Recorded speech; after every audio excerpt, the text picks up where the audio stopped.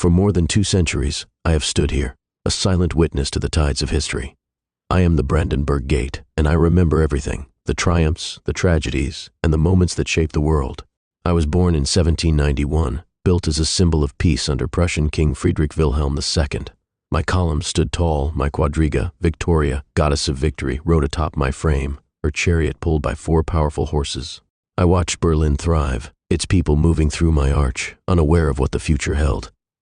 Then came Napoleon. In 1806, he marched through my center, his troops victorious.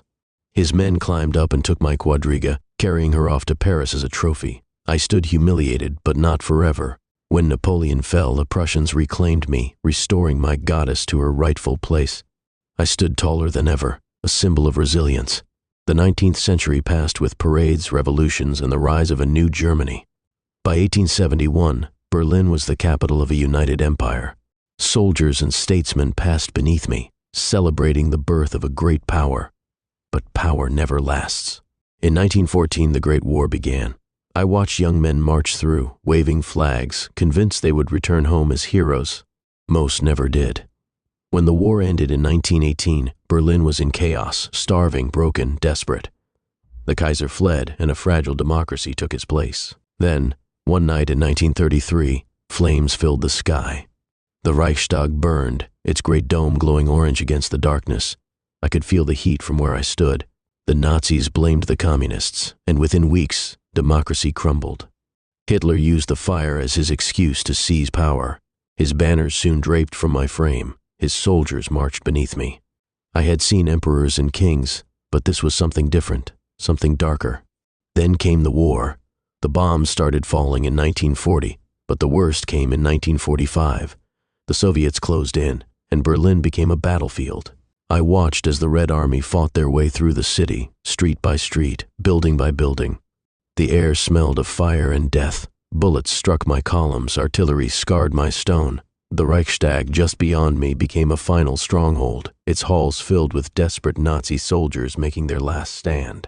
When it fell, the war in Europe was over. Soviet soldiers climbed atop the Reichstag, raising their red flag in victory.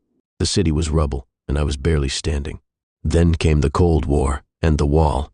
In 1961, concrete and barbed wire split Berlin in two, dividing families, friends, and a nation. I stood in the middle, in a dead zone where no one could pass.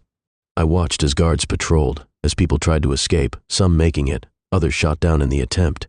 For nearly 30 years, I stood as a symbol of division, my archways empty, my presence a reminder of what had been lost. Then, in 1987, something changed. A man stood in front of me and spoke to the world. Ronald Reagan, standing near my gate, challenged the Soviet leader with a simple command, "Mr. Gorbachev, tear down this wall." The crowd cheered, but I had heard speeches before. Still, something in the air felt different. 2 years later, in 1989, the people rose up. They came with hammers, chisels, and bare hands, breaking the wall apart, piece by piece. Thousands flooded through my arch, east meeting west for the first time in decades. People hugged, cried, climbed on my columns in celebration. I had seen wars, empires, and dictators. But this was something new, hope. Now, tourists walk beneath me, cameras in hand, unaware that I remember everything. I have seen kings and conquerors, bombs and banners, division and unity. I am the Brandenburg Gate, and I will stand as long as history needs me.